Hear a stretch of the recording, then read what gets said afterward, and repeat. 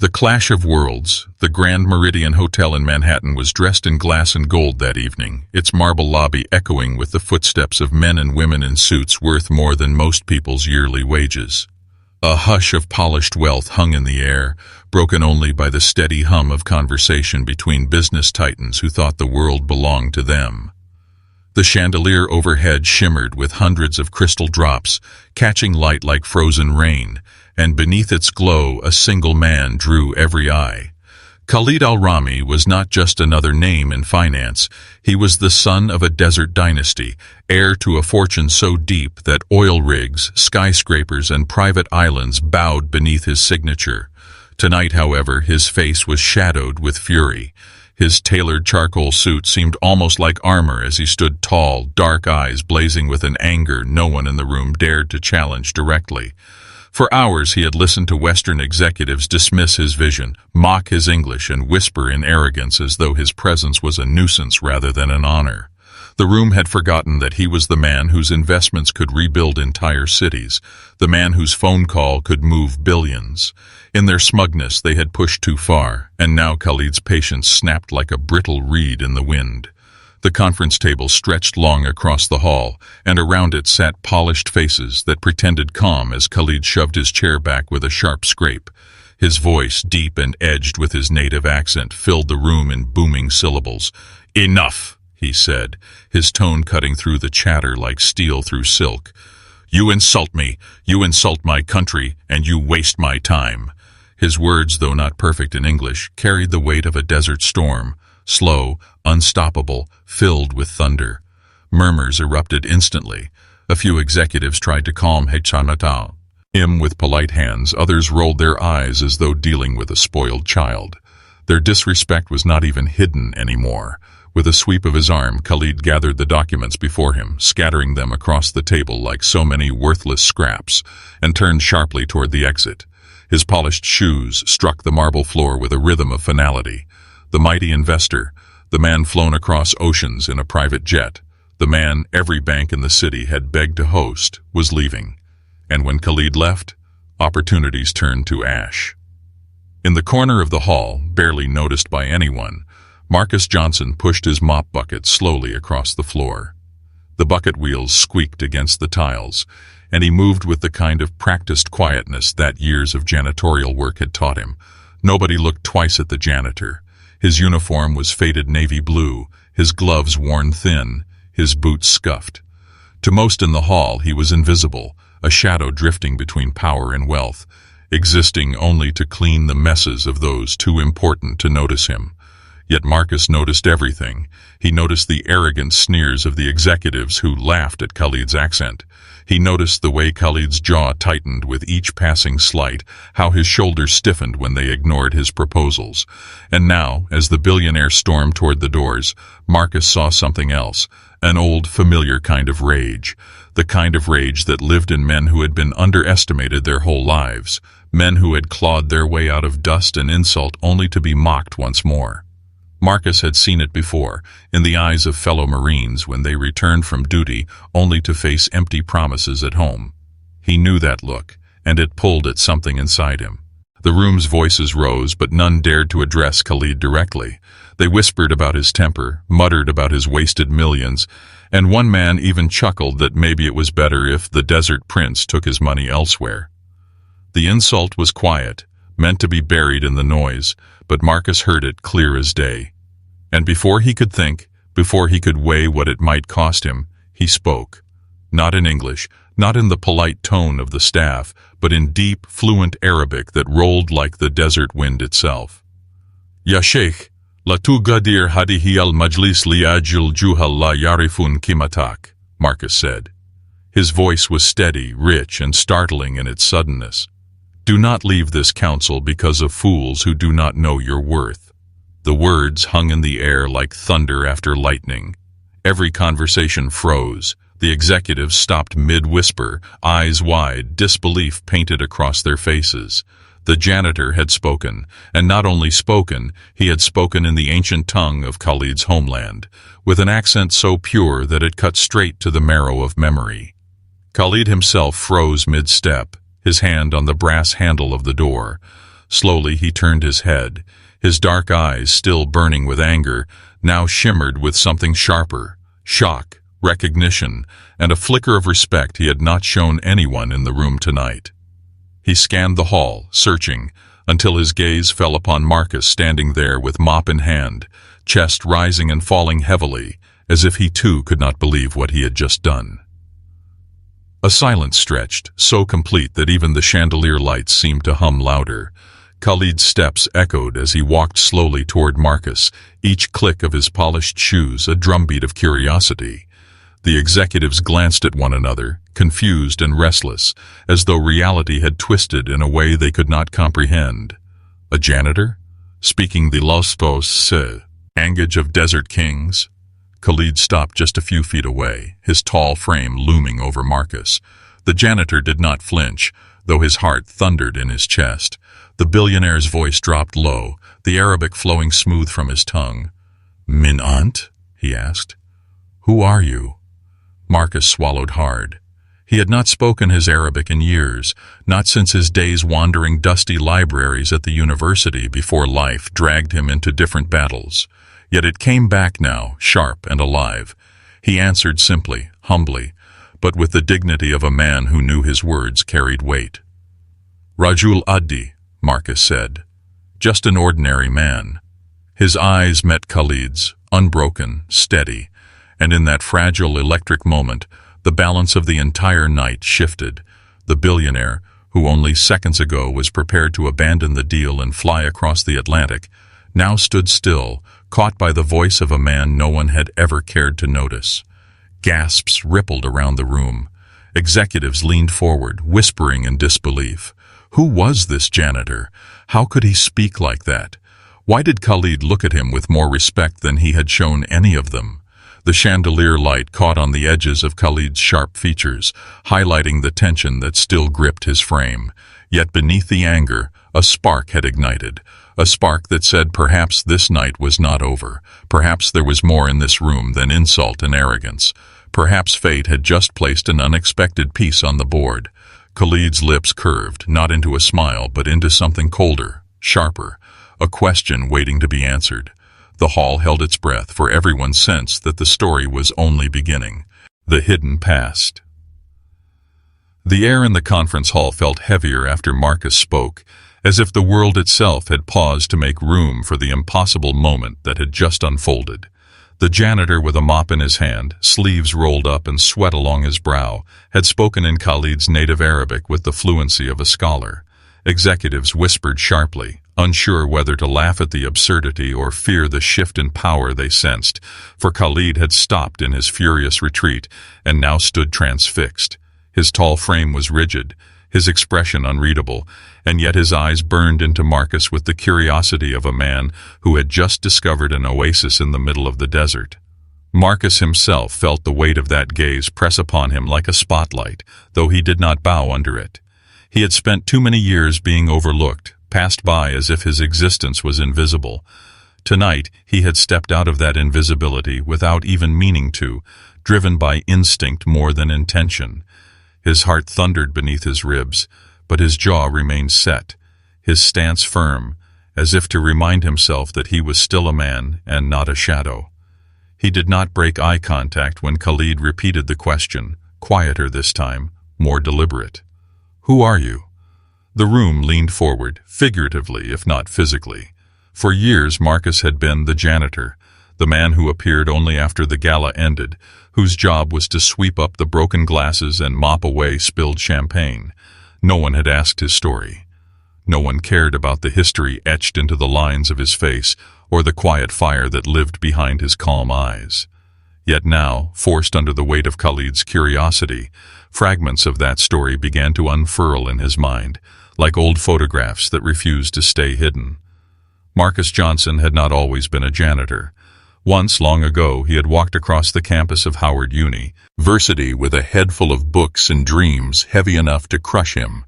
He had been the son of a factory worker and a nurse, raised in a modest neighborhood in Atlanta where broken sidewalks and rusted swings painted the scenery of his childhood. His mother had taught him discipline and faith. His father had taught him resilience and the pride of working with his hands. Between them, they had given him the courage to believe he could reach higher than the walls of his block, higher than the steel gates that separated wealth from struggle. He had fallen in love with language during those college years, discovering that words were more than just tools. They were bridges, keys that could unlock worlds. While others pursued law, medicine, or engineering, Marcus immersed himself in the study of languages, Arabic, French, Spanish. He marveled at the way culture lived inside syllables, how history whispered through accents, how a phrase could soften a heart or sharpen a blade. He had excelled, impressing professors who saw in him a rare kind of hunger, the hunger of a man who knew knowledge was his only inheritance. But life is never so kind as to follow the path we map for it. In Marcus's final year, his father collapsed at work from a heart condition no one had seen coming. Bills mounted, grief weighed heavy, and Marcus made a choice. He enlisted in the Marines, trading textbooks for rifles, lecture halls for training grounds. If he could not give his family stability through graduation, then he would give them security through service. It was during his deployments that his Arabic sharpened, not in classrooms but in markets and villages, intense negotiations with local leaders and whispered talks with families caught between two worlds. He spoke not as a soldier barking orders, but as a human being listening to their fears. Over time, he learned not just the formal Arabic of textbooks, but the dialects, the idioms, the desert proverbs that painted the culture with color. His comrades leaned on him whenever misunderstanding threatened violence. To many, he was the bridge. Yet even as he built those bridges, war built its scars inside him. When his service ended, Marcus returned home with medals in a box but no clear future in his hands. His mother's health was failing, his son Ben had just been born, and the corporate world did not line up to offer him the positions he had once imagined. He applied for jobs that went nowhere, attended interviews where suits glanced at his resume and then at his skin color before shaking their heads politely. The languages that once made him stand tall seemed invisible to employers who valued polished connections over lived experience. Rent needed paying, groceries needed buying, and diapers did not wait for dreams. So he took work where he could, first construction, then warehouses, and finally, janitorial shifts in skyscrapers, where men who once might have been his classmates discussed world affairs while he polished their floors. It was not prideful work, but it was honest. Marcus showed up every night, not because he enjoyed the sting of ammonia in his nose or the ache in his shoulders after scrubbing marble, but because his son needed stability. Ben, with his wide brown eyes and endless questions about space and dinosaurs, had become the pulse that kept Marcus alive. Every paycheck went first to food, second to rent, and whatever was left to books for his boy. And though life had worn him down, it had not taken his dignity. He walked those halls with quiet strength, reminding himself that a man is not measured by the title stitched on his uniform, but by the integrity stitched into his soul. All of this, of course, the executives at the Grand Meridian did not know. To them, Marcus was simply the man with the mop. But Khalid had seen something else. In the cadence of Marcus's Arabic, in the subtle precision of his dialect, he heard the echo of someone who had not only studied the language, but lived it. No tourist or textbook speaker could have delivered those words with such gravity. This man carried the weight of experience, and Khalid, who had built his empire by judging men not by their polish, but by the steel hidden beneath, recognized in Marcus a depth that demanded to be unearthed. The tension in the room broke when Khalid took another step closer. The executives shifted uncomfortably, waiting for the billionaire to unleash his scorn, but instead his voice lowered, almost respectful. "How does a janitor speak with the tongue of my ancestors?" he asked. The question was genuine, not mocking. Marcus hesitated. Every instinct told him to retreat, to mutter an apology and sink back into invisibility. Yet another instinct, older, stronger, urged him to stand his ground. His life had been a series of moments where silence seemed safer, but silence had never saved him. So he answered in English this time, his voice even, "Because once, before life took its turns, I believed words could change the world." Khalid's eyes narrowed, but not in anger. He studied Marcus with the intensity of a man weighing the value of a diamond pulled from dirt. For the first time in the evening, Khalid ignored the polished men in tailored suits and gave his full attention to the janitor. Around them, the executives whispered, their arrogance now flavored with fear. They did not understand what was happening, but they understood enough to know that power was shifting in ways they had not predicted. Khalid asked another question in Arabic, sharp and quick, about a desert poet whose verses were known only among Bedouin tribes. Marcus replied with the line and its meaning, without hesitation. Khalid's lips pressed into a thin line, but his eyes gleamed faintly with surprise. He had not expected the answer, but he respected it. At last, Khalid gestured toward the hall doors. "Come," he said simply. It was not a request. Marcus glanced at his mop, then back at Khalid. For a moment he thought of refusing. This was not his world, not his fight. But something inside him shifted. Perhaps it was pride, perhaps it was exhaustion from being invisible, or perhaps it was the quiet voice of his mother reminding him that dignity must be defended. He left the mop where it stood and followed the billionaire out of the hall. Behind them the executives stared in disbelief, their polished arrogance cracking under the weight of what had just occurred. The janitor had been chosen and they had been dismissed. As the two men walked through the corridors of the Grand Meridian, their footsteps echoed against the marble. Marcus did not know where this road would lead. He only knew that tonight, the hidden past he had carried silently for years had finally spoken aloud. For the first time in a long while, fate had turned its gaze upon him, and nothing would ever be the same. The test of character, the reign had ended. By the time Khalid and Marcus stepped out of the Grand Meridian, but the city air still shimmered with dampness. Manhattan's skyline glowed against the night, a clash of lights and shadows that reminded Marcus of deserts at dusk, beauty carved by time but restless with hidden storms. The billionaire's convoy of black vehicles stood waiting, their engines humming softly, chauffeurs standing at attention. For Marcus, who had just walked away from his mop bucket and years of silent labor, the sight felt surreal. He had expected reprimand, maybe even termination, for daring to speak during the tense meeting. Instead, here he was, trailing behind a man whose presence could alter nations. Inside the back of the limousine, the atmosphere thickened. The plush leather, the faint scent of expensive cologne, and the tinted glass that shut out the noise of the city all contributed to the surreal silence. Khalid sat with his hands folded, his dark eyes fixed on Marcus like a hawk appraising prey, or perhaps a jeweler studying a raw stone. For long minutes no words passed between them, the hum of the engine filling the void. Marcus sat upright, his palms resting on his knees, feeling the pull of two opposing instincts. The urge to shrink back into invisibility and the compulsion to stand firm. He had already crossed a line by speaking Arabic in the hall. He sensed that whatever came next would decide far more than his job. Finally, Khalid broke the silence. "Tell me, Marcus," he said, his accent deliberate yet his English steady. "Why did you not remain silent like the others? Why did you risk your place to speak for me, a stranger?" His tone was not harsh, but probing, like a man searching for truth rather than excuses. Marcus inhaled deeply, then answered with the same steadiness that had surprised even himself earlier. "Because I know what it means to be dismissed, to be judged, before being heard. I have lived it. I saw it happening to you in that room, and I couldn't stand by. The test of character." The rain had ended by the time Khalid and Marcus stepped out of the Grand Meridian, but the city air still shimmered with dampness.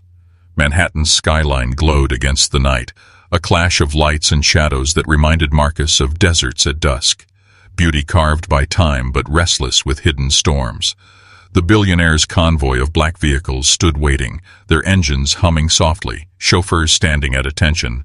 For Marcus, who had just walked away from his mop bucket and years of silent labor, the sight felt surreal. He had expected reprimand, maybe even termination, for daring to speak during the tense meeting. Instead, here he was, trailing behind a man whose presence could alter nations. Inside the back of the limousine, the atmosphere thickened. The plush leather, the faint scent of expensive cologne, and the tinted glass that shut out the noise of the city all contributed to the surreal silence. Khalid sat with his hands folded, his dark eyes fixed on Marcus like a hawk appraising prey, or perhaps a jeweler studying a raw stone. For long minutes no words passed between them, the hum of the engine filling the void. Marcus sat upright, his palms resting on his knees, feeling the pull of two opposing instincts, the urge to shrink back into invisibility, and the compulsion to stand firm. He had already crossed a line by speaking Arabic in the hall. He sensed that whatever came next would decide far more than his job. Finally, Khalid broke the silence. "Tell me, Marcus," he said, his accent deliberate, yet his English steady. "Why did you not remain silent like the others? Why did you risk your place to speak for me, a stranger?" His tone was not harsh but probing, like a man searching for truth rather than excuses. Marcus inhaled deeply, then answered with the same steadiness that had surprised even himself earlier. "Because I know what it means to be said, to be judged before being heard. I have lived it. I saw it happening to you in that room, and I couldn't stand by." Khalid studied him for another long moment, then nodded slowly, as if the answer aligned with something he already suspected. But his test was only beginning. From his inside pocket, Khalid drew out a sleek phone and, with a few sharp taps, connected to a live conference call. A flurry of Arabic voices filled the car's interior, advisors and investors from across the Middle East. Marcus understood immediately. This was no casual conversation. This was business of the highest stakes, discussions where billions of dollars and reputations rested on precision. Khalid did not glance at Marcus. He simply gestured toward the phone and said in Arabic, "Translate. If you are what you appear to be, then prove it." The challenge hit Marcus like a strike of lightning. His pulse surged, yet his mind sharpened in the way it had once done on tense patrols overseas. He leaned forward, listening carefully, catching every nuance of tone and inflection from the voices on the line. The men on the call were not using polished academic Arabic. They spoke in dialects, some clipped with Gulf influences, others colored by Levantine rhythm, one sliding into phrases Marcus remembered only from dusty souks. It was a storm of language, and any misstep could turn meaning into insult. But Marcus did not falter. Word by word, sentence by sentence, he translated into clear English, his voice steady, precise, carrying not just the literal meaning, but the cultural weight behind each phrase. He conveyed respect where respect was intended, firmness where caution was demanded, and silence where listening held more power than speaking. Khalid's eyes never left him. Each time Marcus spoke, the billionaire seemed to measure not just the accuracy of the words, but the spirit behind them. For an hour, the test continued. Investors questioned, argued, pressed their points with force. Marcus translated it all, sometimes leaning into a proverb he remembered from his time overseas, sometimes softening harsh tones into diplomacy without losing truth. When the call finally ended, silence reclaimed the car. Marcus exhaled slowly, his muscles taut with the intensity of focus. Khalid leaned back, his gaze still fixed upon Marcus. "You have served as soldier, haven't you?" The statement was not asked as a question, but spoken as a conclusion. Marcus nodded. "Yes, Marine Corps." Khalid's lips pressed into the faintest smile, though it did not reach his eyes. That explains much. Service sharpens men differently than books ever can. But then came the true test of character, not in language, but in dignity. Khalid tapped the intercom, and the chauffeur redirected the convoy toward a luxury tower where Khalid was scheduled to meet with American executives again that night. When they arrived, the lobby shimmered with glass and gold, similar to the Grand Meridian, but colder, hungrier. As Khalid entered, Marcus followed a few steps behind, but the moment they crossed into the boardroom, sharp eyes fell upon him. The executives, men in crisp ties and polished shoes, exchanged glances that carried disdain. To them, Marcus was still a janitor who had wandered into the wrong room, and their faces betrayed annoyance at his presence. One of them, a tall man with silver hair, leaned toward Khalid with a forced smile. "Mr. Al-Rami, perhaps your assistant could wait outside while we handle business?" His tone was smooth, but his eyes flicked to Marcus with the casual cruelty of entitlement, Laughter rippled faintly around the two. Able. Marcus felt the sting but stood firm, his posture unshaken. Before he could retreat, Khalid's voice cut through the tension, low and sharp as steel. He stays. The laughter died instantly. Khalid took his seat at the head of the table, Marcus standing quietly behind him. The meeting began, numbers and projections filling the air, charts glowing on screens. Yet every so often Khalid would pause and ask Marcus to interpret subtle cultural references from the investors overseas, testing him under the scrutinizing eyes of executives who expected him to fail. Each time, Marcus delivered with calm clarity. He did not raise his voice, he did not flinch at sneers, and he did not betray irritation. Instead, he carried himself with the quiet dignity of a man who knew his worth, even when the world pretended not to. By the end of the meeting, the silver-haired executive who had mocked him earlier avoided his eyes. Khalid stood, ending the session with a finality that silenced objections. As they left, Marcus expected silence, perhaps dismissal. Instead, Khalid's voice carried the faintest trace of admiration. "You have not only language, Marcus," he said, his accent pressing firmly on each word. "You have patience, strength, and restraint. These are rarer than wealth." For Marcus, it was not praise that mattered most. It was recognition. After years of being unseen, he had been tested, not for his ability to scrub floors, but for his capacity to stand under pressure. And he had not bent. He did not know yet what Khalid intended for him, but he sensed that his life was already crossing into unfamiliar territory, where dignity and resilience mattered more than uniforms or titles. That night, as Marcus returned to his modest apartment in Harlem, his son Ben asleep with schoolbooks scattered on the table, he sat quietly in the dim glow of a single lamp. His body ached from hours of tension, yet his mind raced. He had walked into work expecting another night of silence, and instead he had faced tests that measured not just his skill, but his soul. Khalid had seen him, truly seen him. And in that recognition, Marcus felt something stir that he had not felt in years. Hope, fragile but alive, the offer and the struggle. The following week unfolded like no week Marcus Johnson had ever known. Each evening, after finishing his janitorial shift at the Grand Meridian, he expected life to slip back into its rhythm of mop buckets, late-night subway rides, and simple dinners with his son. Yet every time he thought the moment with Khalid might fade into memory, the billionaire's world reached for him again. A call arrived one morning. An invitation, no, a summons, to meet Khalid at his penthouse overlooking Central Park. The voice on the line was crisp, professional, carrying no explanation other than, "Mr. Al-Rami would like to see you. Today." Marcus hesitated, torn between disbelief and the demands of his ordinary life, but something in his gut told him not to refuse. When he entered the penthouse, it felt like stepping into another planet. The walls were lined with art older than the nation itself, canvases depicting deserts at dawn, palaces of white stone, and calligraphy so delicate it seemed to hum with spirit. Floor-to-ceiling windows opened to the skyline, where clouds drifted like ships above towers of steel. Khalid stood near the glass, hands clasped behind his back, his reflection merging with the city lights. He turned as Marcus entered, his gaze steady, neither warm nor cold, but assessing. "You came," he said simply, as though there had never been a question. They sat across a low table where tea steamed from ornate cups painted with gold.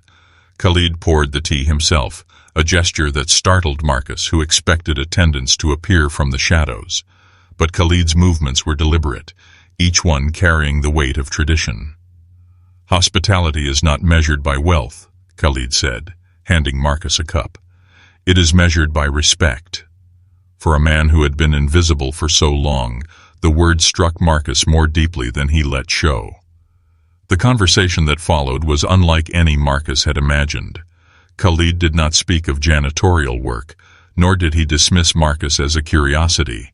Instead, he questioned him about his life, his service, his son. He pressed about languages, about why Marcus chose to study them, about what he believed words could accomplish in a divided world. Marcus answered with quiet honesty. explaining his love for connection, his belief that language broke walls before war could build them. Khalid listened, nodding, but his eyes remained sharp, searching. At last he leaned forward, voice low. "I have advisors with degrees and portfolios. I have assistants who bow to every word, but I do not have men who speak with truth. You, Marcus, you are different, and I need different."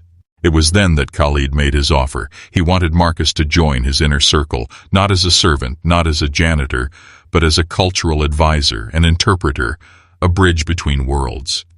He would be paid more than he had ever dreamed, flown across continents, given access to halls of power he had once only cleaned from the outside. The offer was intoxicating in its magnitude. Marcus's mind spun at the thought. From mopping floors to advising billionaires, from invisibility to influence.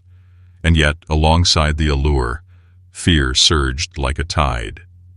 He thought of his son, Ben, who depended on the fragile stability they had built. He thought of the dangers of stepping into a world ruled by money, power, and ruthless ambition. He thought of trust, whether a man like Khalid, who lived in towers of glass and steel, could truly see him as an equal, or whether he was being invited as a tool, a token, a novelty to be discarded when usefulness faded. Marcus did not answer that day. He returned to his apartment in Harlem with Khalid's words echoing in his mind.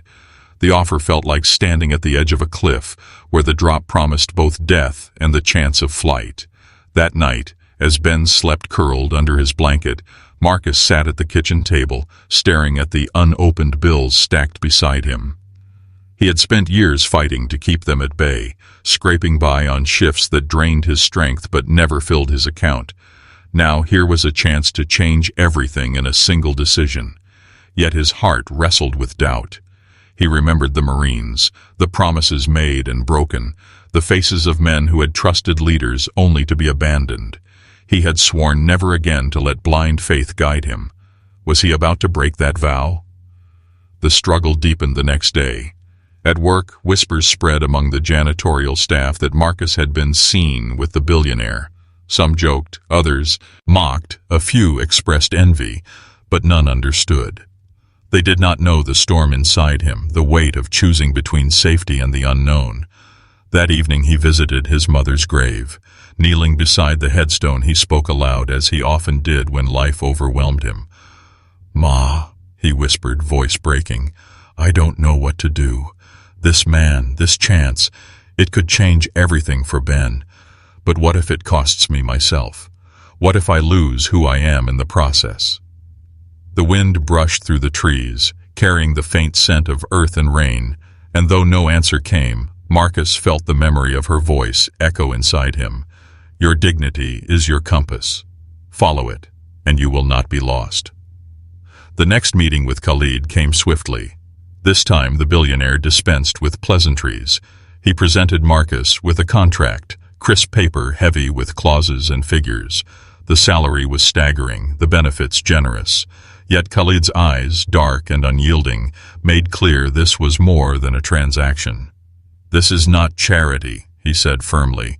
"I do not pay men for pity. I pay for loyalty, for strength, for truth when all others flatter. You gave me that truth in the hall. Can you give it to me again and again, no matter the cost?" The room fell silent. Marcus stared at the contract, then at Khalid. He felt the old fear rise again, the fear of being used, of being chewed up by a world that devoured the weak. But then another image rose. Ben, sitting at their small table, pencil in hand, drawing rockets and planets, his eyes glowing with dreams. Marcus knew he could not hand his son a future built only on survival. He had to give him hope, possibility, the chance to see the world not as a ceiling, but as a sky. The struggle raged inside him, but slowly, painfully. He realized that refusing this chance would be the greater betrayal, not of Khalid, but of himself and his chill. "Do." Marcus lifted his eyes to meet Khalid's, his voice steady, though his heart pounded. "I will not sell my soul for wealth. If I walk this road with you, it will be as a man, not a servant. If you want truth, I will give it, but it will not always flatter you. If you want loyalty, I will give it, but not blind obedience. If that is acceptable, then yes, I will join you. The words hung heavy in the air, daring Khalid to reject them. For a long moment the billionaire said nothing.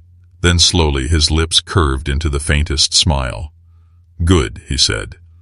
"That is the answer I hoped for." And so the offer was accepted, not with the eagerness of a desperate man, but with the dignity of one who knew his worth. Marcus walked out of the penthouse that night with the contract in his hands, his spirit torn between fear and resolve. The struggle was not over. If anything, it had only begun. But as he stepped into the city streets, the neon lights glimmering above, he felt a shift deep inside.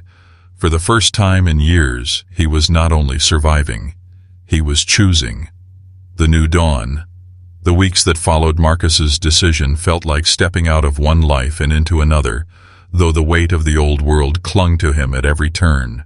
For years, his mornings had been marked by exhaustion, sore muscles, bills piling like an avalanche, and the gnawing fear that tomorrow might finally push him beyond what he could endure.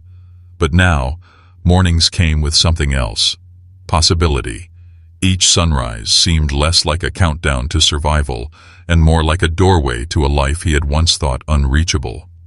The contract with Khalid al-Rami had not only lifted Marcus from janitorial anonymity, it had placed him at the edge of power, at the side of a man whose name commanded both reverence and fear. Yet Marcus carried into this new dawn not arrogance but humility, for he knew that wealth could buy many things, but it could never purchase integrity, and integrity was all he had. His first days working with Khalid revealed how merciless the billionaire's world could be. Negotiations stretched into nights, deals turned on single phrases, and the executives Marcus encountered wielded smiles like blades. He was tested again and again, not only in language but in judgment. There were moments when Khalid allowed him to speak freely, moments when Marcus's translations or cultural insights shifted entire rooms of decision-makers. There were other times when silence tested him more harshly than words. He quickly learned that Khalid did not want a servant to parrot his thoughts. He wanted a man who could stand in the storm without bending, who could see the cracks in polished facades and call them out without flinching. Marcus delivered, even when it earned him the scorn of men who saw only his skin, his past, or the uniform he had once worn to mop their floors. Each insult he endured with calmness only deepened Khalid's respect. But life was not only about the halls of glass and steel. Each night Marcus returned home to his son, Ben, and there lay the true measure of what had changed. No longer did he sit at the kitchen table with dread over bills, wondering which necessities to sacrifice. Now he brought books, computers, and tutors for his boy, feeding the fire of curiosity that had always glowed in his young eyes. He watched Ben's drawings of rockets evolve into designs with calculations, his questions about the stars grow sharper and more ambitious. For Marcus, this was the real wealth, not the suit he now wore to meetings, not the car that sometimes carried him through Manhattan streets, but the spark in his child's gaze that said, "The world is bigger than I ever imagined." Yet with blessing came burden. Marcus soon discovered that power carried shadows of its own. Khalid's world was one of loyalty tested by betrayal, where men who shook hands in daylight plotted ruin in the dark. More than once, Marcus overheard whispers of schemes meant to undermine Khalid's empire. Some doubted the billionaire's reliance on a janitor-turned-advisor, mocking the idea that a man from Harlem could influence global investors. These whispers found their way to Marcus's ears, sometimes delivered cruelly to his face, but he did not falter. For every sneer he responded with competence, for every doubt with patience. Slowly those who mocked him began to quiet, for results speak louder than prejudice. Khalid's deals succeeded, his network strengthened, and Marcus stood at his side, not as an ornament, not as a servant, but as a man whose counsel carried weight. It was during one particularly stormy evening in Dubai, standing in a tower that overlooked the city like a kingdom of fire and glass, that Khalid finally revealed the depth of his trust. The storm outside battered the windows, sand sweeping against the glass in furious waves. Inside, the boardroom buzzed with voices of men who urged Khalid toward a deal that promised enormous profit, but at a cost Marcus recognized immediately: exploitation of a vulnerable community. He listened in silence as Khalid's advisors pressed their arguments, their eyes gleaming with hunger. Finally, Khalid turned to Marcus, his question simple yet heavy. "What do you think?" The room stilled. Marcus knew every man present expected him to remain silent, to defer to wealth and tradition. Speaking truth here could cost him not just his position, but his life of newfound stability. Yet he remembered his vow in Khalid's penthouse: loyalty without blind obedience, truth even when it stung. He straightened his shoulders, his voice, steady though the storm outside mirrored the storm within. "It will bring profit, yes, but it will poison your name. You will gain gold and lose respect, and respect, once lost, cannot be bought back." His words cut sharp against the silence, drawing frowns, mutters, even outright scoffs from those around the table. But Khalid's face remained unreadable. Then, slowly, Khalid rose. He walked to the window, staring out at the desert storm, his hands clasped behind him. When he turned back, his eyes locked on Marcus, and a rare smile touched his lips. "That," he said, his voice deep and certain, "is why I brought you here." With a wave of his hand, he dismissed the deal entirely, ignoring the protests that erupted. The decision sent shockwaves through the room, but Marcus saw something deeper. For Khalid, it was not merely a business choice. It was a declaration that he valued truth over flattery, dignity over greed. In that moment, their bond deepened into something rarer than partnership. It became trust. When Marcus returned home that week, he found his son waiting by the window, eyes wide as he held a model rocket he had built for school. "Dad," Ben said breathlessly, "they asked us who inspires us most, and I told them it's you. Because you never quit." The word struck Marcus harder than any deal, any paycheck, any recognition. He knelt beside his son, pulling him close, tears burning his eyes. For years he had feared that Ben saw only struggle in him. But now his son saw strength. That was the new dawn. Months passed, and Marcus's name, once unknown, began to circulate in circles that had never before acknowledged him. Some still whispered in disdain, but others spoke with respect. Khalid introduced him not as a janitor he had lifted, but as my advisor, my friend. Together they traveled across continents, standing in palaces, parliaments, and boardrooms. Yet no matter where Marcus went, he carried Harlem in his heart, the memory of his mother's voice, the lessons of his father's hands, and the laughter of his son. He remained grounded, reminding himself each day that a man's worth is not measured by wealth or title, but by the integrity he refuses to surrender. The final proof of his transformation came one night as he prepared to board Khalid's private jet. The plane gleamed under runway lights, engines roaring softly like caged beasts ready to leap into the sky. Khalid placed a hand on Marcus's shoulder, his voice quieter than usual. "When I first saw you, I saw a man invisible to others. Now I see a man they cannot ignore. Remember this, Marcus. Wealth fades, power shifts, but dignity endures. Guard it well." Marcus nodded, his chest swelling, not with pride, but with a deeper sense of purpose. He was no longer the janitor cleaning up the messes of the powerful. He was a man who had stood in the storm, spoken truth, and claimed a future for himself and his son. As the jet lifted into the night, New York fading beneath them like a bed of stars, Marcus looked at his reflection in the glass. He saw not the worn janitor uniform of yesterday, nor the soldier of the past, but a father, a guide, a man walking forward into a horizon he had once thought lost. Beside him, Khalid sipped his tea in silence, but the faint curve of his lips spoke louder than words. In that quiet, Marcus whispered to himself, a promise meant for the boy waiting at home. "This time, we'll build our life together, and nothing will take it away." And so, in the hush of the skies began a new dawn, not just for Khalid's empire, not just for Marcus's career, but for the enduring truth that character, dignity, and compassion can rise from the humblest of places to change the course of destiny.